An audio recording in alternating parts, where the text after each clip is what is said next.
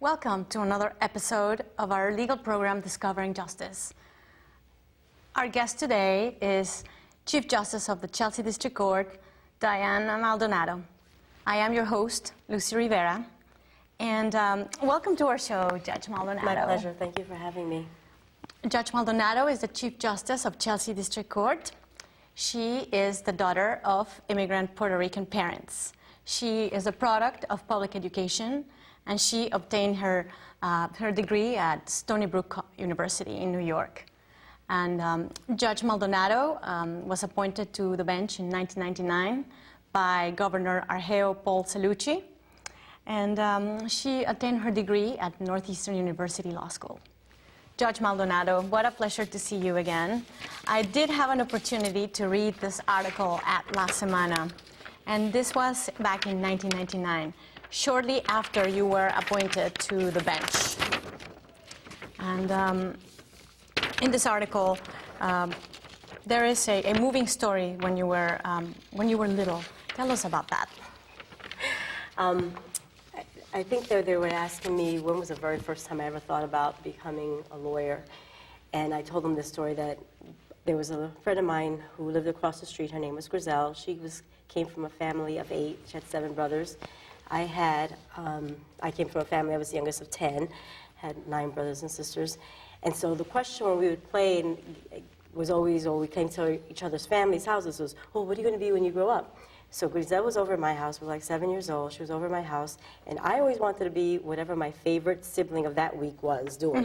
So that week it happened to be my sister Ada, and she happened to be babysitting. So when I got asked that question, I said I wanted to be a babysitter, just like Bibi. And that's her nickname. Yeah. And then they asked Grizel what she wanted to be. Now, Grizel had a brother at Columbia, had just entered Columbia Law School. So when they asked Grizel that question, she said she wanted to be a lawyer. Everyone in my family, their attention focused on her. And all of a sudden, I was too quick. I was like, oh, no. So I then said, I want to be a lawyer, too. And now all the attention back on me. Yeah. So that was the first time that ever come to my mind. Shortly thereafter, my family was all excited about that. My father used to do maintenance work and construction work in different places. And we lived in this tenement building, and the stairs kind of went like this, and the first floor stairs. And there was a little, right there was an area that went to the basement door. So he got this old desk and put it up there. He got the old sign that said, I will allow that, and he put it up there, and that became my little play area, a little office of mine, sort of in my head. For him, it was in my head that this is what I was going to grow up to be. And obviously, as I got older, I had different ideas of different career paths. But eventually, I realized that I loved to analyze, and law became the thing that I wanted to do. And in the article, I also read a little bit about how you were shying away from actually applying to law school. And that is something that a lot of people go through, and even once they're in law school, they feel like they just want to completely leave it. Tell us about that, and tell us how you overcame that. Actually, you said 2 things, and I have stories for each of those. Yeah. First was I graduated from college, and I started looking into law schools and what it took to get into law school, and I thought, I wasn't sure if I could do it. I mean, you needed really high grades, you needed really high LSATs, and I just wasn't looking at all the law schools. My own little insecurities popped up, and I didn't think I could do it, so I went to paralegal school. I became a paralegal for JCPenney for 2 years, and my family, particularly my father, he was a real driving force. He kept saying, he just thought that was the wrong thing for me to do, like that's diverting me. Once you start making money, you're never going to go back to law school. Once you're downtown, I was in downtown New York City, 49th and Broadway. You get an office down there, you're never going to want to go to law school. We had a Christmas party at the office one year, and my father came to the Christmas party, and there was this African-American attorney there who started talking to my father and saying, you know, she got to get her into law school. Well, that was like music to my father's ears. He's like, the carpenter, he goes, I wish I could have a hammer and just hammer it into her head. So after that, he said, my father tells this man, talk to her, tell her this is what she needs to do. So he started talking to me, encouraging me, and I started bringing out all the things that I was afraid of. And he told me about different programs, told me about the Clio program, different opportunities, because in my head is like, how am I going to pay for this? How are we going to pay for this? And all of that stuff. But he gave me some ideas, and him along with my my family and friends pushing me, I finally decided to apply, and I got in, and there it is. But there was something else I was going to say. You said, okay. When you were in school, you were shying away from going over to school. So, how did you overcome that fear? Because people who go to school currently, there's always stories, horror stories, that they want to leave, they don't want to stay, or they don't want to apply. They feel like they can't. Or was yeah, clearly that was what was going through my head. I can't, and you just have to, that voice keeps going, I can't, and you just got to shut it off and listen to all the support and voices that tell you you can. But more importantly, you got to remember, like, what's the worst? I mean, applying, what's the worst that could happen? So they say no, but you'd never get in if you don't. And so that's what I had to keep remembering. And fortunately, there are friends that and family, in particular in my case, that keep telling you that. Just do it, even though you think you can't, go ahead and do it. And so I did, and it wasn't an easy road. My first year of law school, this is a story actually I told at my swearing-in ceremony in front of all those crowds of people, including the governor, was in my first year of law school, the first assignment you get is a 5-page memo where they give you all the cases. It's called a closed memo, and they give you an issue, and you have to write the decision based on the case law that they've already provided. I did that. The following, maybe a couple of weeks later, the long memo was due, where you actually have to research the cases yourself, find them, then use them to apply the issue. The Friday before the following Monday, so they had a weekend in between, that long memo was due, I got back my short memo, and it was like blood had been spilt all over it. It was supposed to be 5 pages, double-spaced. They wrote in every little space there was in between this memo, and on the back page they wrote. And I thought to myself, this is it. I can't be a lawyer. I mean, there's no way that I can do this. Lawyers have to know how to think and write, and by the looks of this, I can't do any of them. So that Friday night, I called my family to kind of let them down slowly, let them know I'm not cutting, and I was crying. I can't do this. I can't do this. And my father only had a 2nd grade education. My mother only had a 6th grade education. So I'm telling all this, and my father's like, "You can do it. Don't worry. You can do it." So I hang up the phone, like, these people don't even know what they're talking. They've never been this far, they just don't know. I can't do this. And I made an appointment with my tutorial assistant. We were meeting that Sunday to go over my paper. And really, I lived at the South End at the time, and we were meeting at Suffolk Law School. And I remember walking, got up early, got a cup of coffee, walking up through the State House. Suffolk was, at that time, temple right behind the State House. And I remember walking up there and thinking, okay, I'm really going to quit law school. That was my whole goal, was to tell them I quit law school, and Monday I'm packing my bags and I'm going home, because there's no way that I can do this if my first memo was so poorly analyzed, written, done, whatever. Yeah. Anyway, I get there. She was meeting me at 12 o'clock. I get there early to get the willpower, saying this is what I'm going to do. And there was the clock for the law school was right in front of, above the entrance doors. And at one point I look up and I see this, I'm looking up periodically, and I see this kid walking, or this kid standing there, and he looks like my nephew. And I go, wow, that kid looks just like my nephew. But as I turn my face back to my papers, I turn my face, the person sitting next to him looked just like my sister. And I go, wait a minute. And I run up there, and right at the front desk, information that says my mother, my father, my sister, and my nephew. And I scream out to them in Spanish, "¿Qué hace usted aquí?" And my father, in a very deadpan, his deadpan, way, looks at me and says in Spanish, "Your mother brought you lunch." And with that, I knew, my parents I thought they didn't understand what was going on. All they knew was, we can't stop. They knew even though I never said the words, "I'm quitting," they knew in my voice that that's what was happening. So my mom prepared this big traditional Puerto Rican meal, arroz con gandules, pernil, and all this other stuff on Saturday and Sunday. Sunday morning, they left very early, came up to get me, came up to my house where I was living in the South End. My roommate tells me I'm at the library. They went to Northeastern thinking that's where I'd be. I wasn't. They asked the people at Northeastern, where are the other local libraries? From Northeastern, they went to New England, didn't find me. Suffolk was their 3rd stop. And after that, I knew there was no way I could quit. Shortly after they walked through the door, my tutorial assistant walked through, who we're still good friends now, walked in, Laurie, and she told me, go have lunch with your family, come back and we'll meet again. And when we met again, I said, I want every writing book you have, every analysis book you have, everything. And I plugged away at, did it, and I graduated with an appellate clerkship, so it can be done. It can be done, and that's, but I get the sense that your family in this instance was very supportive of you. So how did that help out for you in this case, the fact that they were there? It was tremendous. I mean, I think that everyone, whether it be family, friends, mentors, everyone needs people pushing them, reminding them that they can do it, because especially law school, it can be, well, I don't know, I didn't go to any other postgraduate school, so I'm going to speak from the perspective of law school.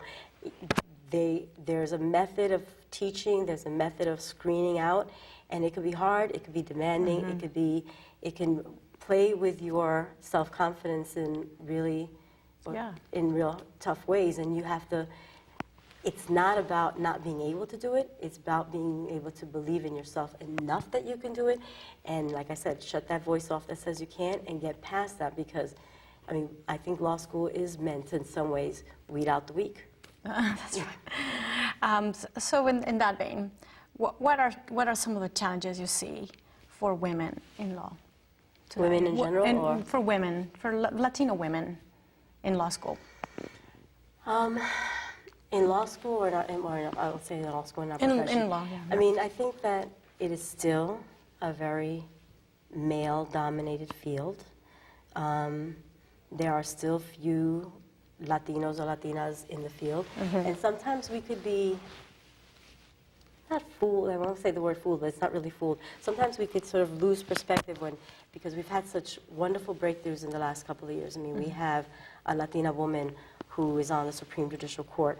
We have a Latina woman who's now the highest law enforcement official in the state of Massachusetts. She is the U.S. Attorney of Massachusetts. And you think to yourself, wow, we're making all these inroads. And while I think individually there are those individuals who are breaking barriers, and as generally, I think there's still a lot of work for us to do. I mean, even I went to an affair where the U.S. Attorney was being acknowledged for being, the first Hispanic U.S. Attorney. And even she got up and she was talking. She goes, I was the only Hispanic in the office. She goes, I still am the only Hispanic. And so it even hit her. Like, here she made a personal, incredible breaking barrier. But as a group, there's still a lot of challenges left to sort of believe in yourself and keep going. Especially in today's economy where jobs are slow, people graduating law school without jobs. You just got to remember that if it was hard in the 50s, it's hard in the 60s, it's hard now. You just can't let those barriers stop. You just got to keep believing in yourself and going. Yes, I agree. And for example, for you, in 1999 when you were appointed, that must have been challenging. And tell us about that process, for appointment process. It's a long process. There's when I went through it, changed a little different. I think it's even harder now than it was when I went through it. But there's an application process, 85 questions. So that's the first step.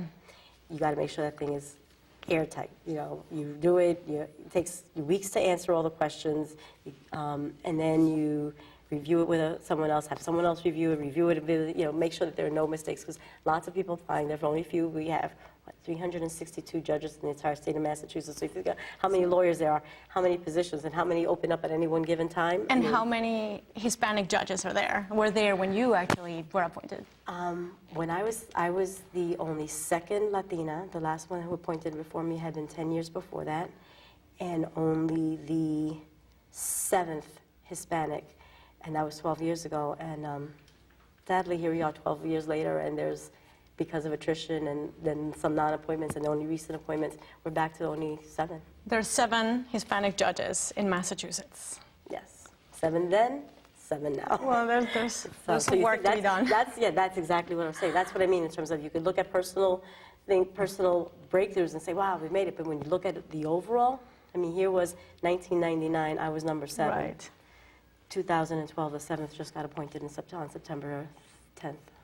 So how competitive was 2010 rather. 2010? Okay, thank you for that correction.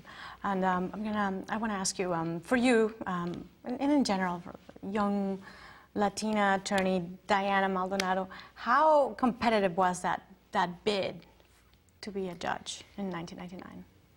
It was incredibly competitive. I mean, like I said, you had the application. After that, it was a lot of pushing and pulling. One of the things that I was very fortunate of was that there was a time when there was a very strong Hispanic bar.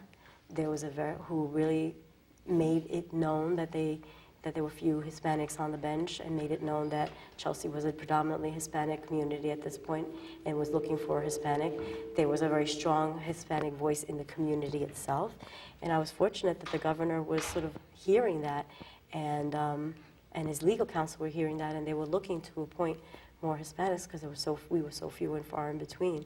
Mm-hmm. So I was fortunate in that sense. And then I did my homework, made sure that the application was there.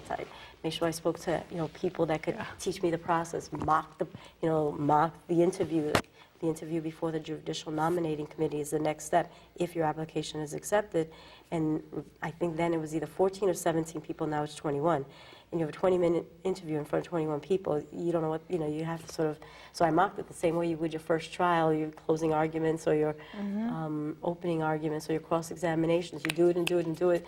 And just people looking at my application and asking me questions from there, like, why do you want to be a judge? What do you say about the ability to do civil work?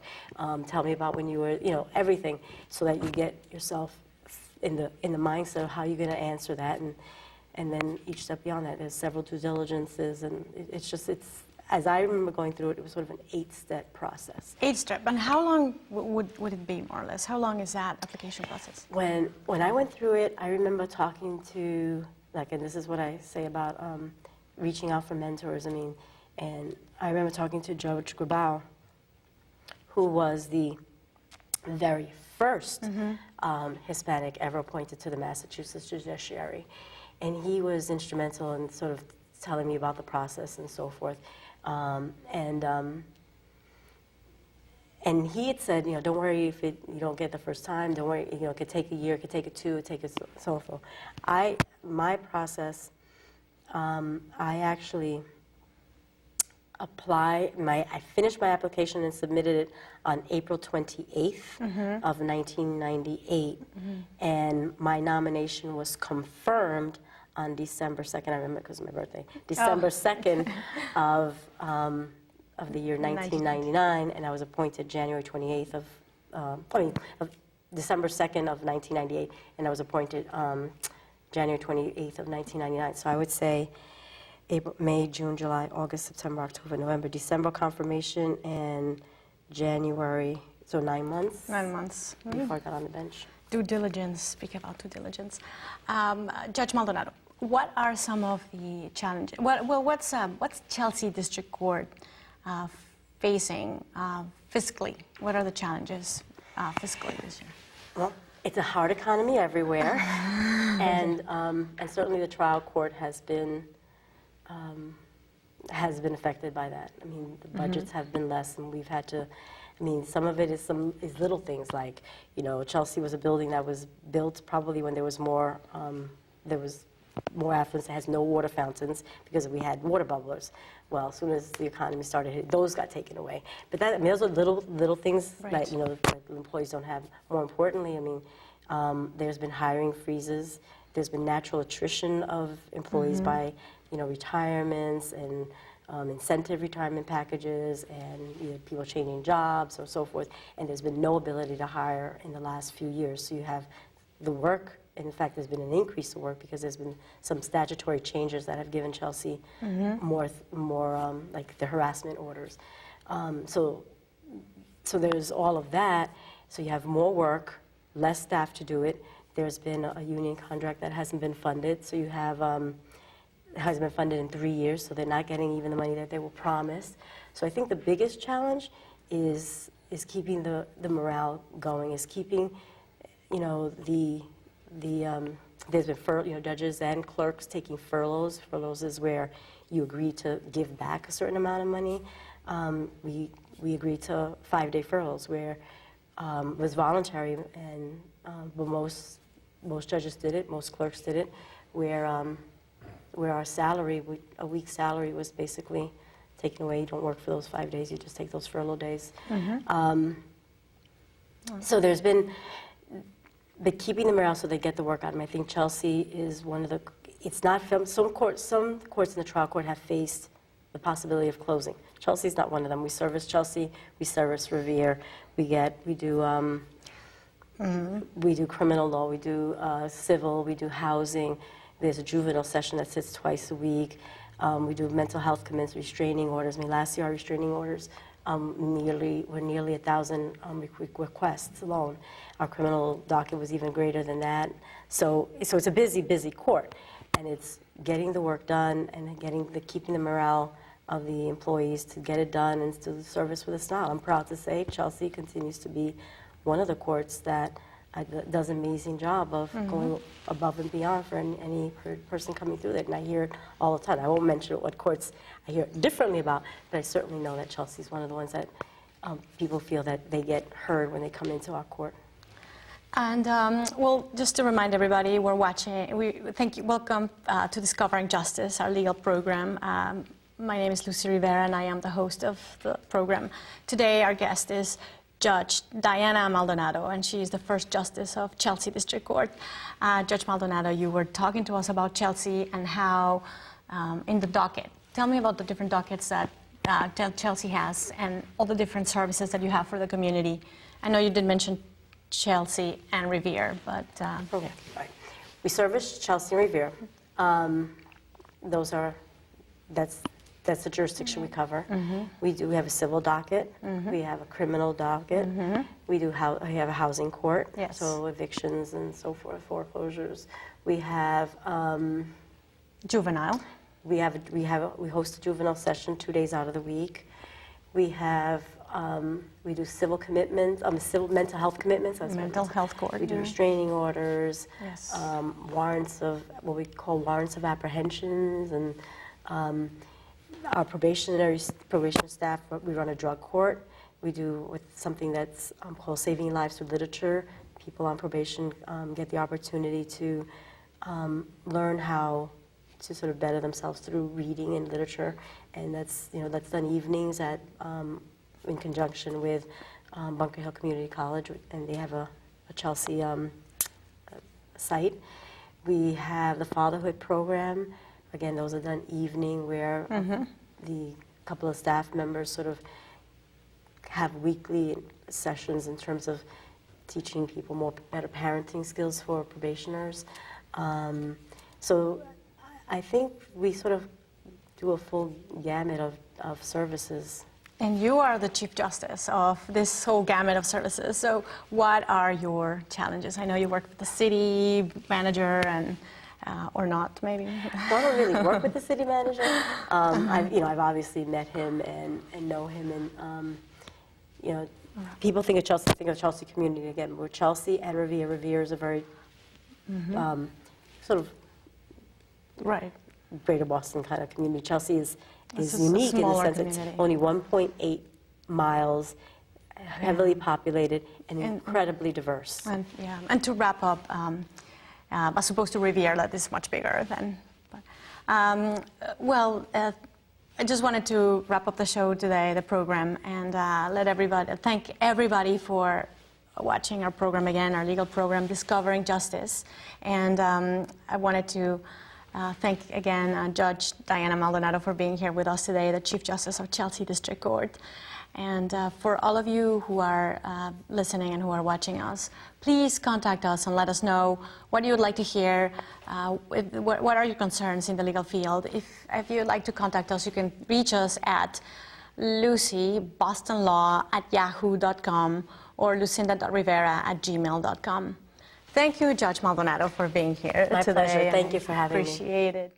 And we really enjoyed your article at La Semana, and we certainly have a lot of work to do in terms of inroads with the Latino community. So hopefully people like you are going to be voices for all of us.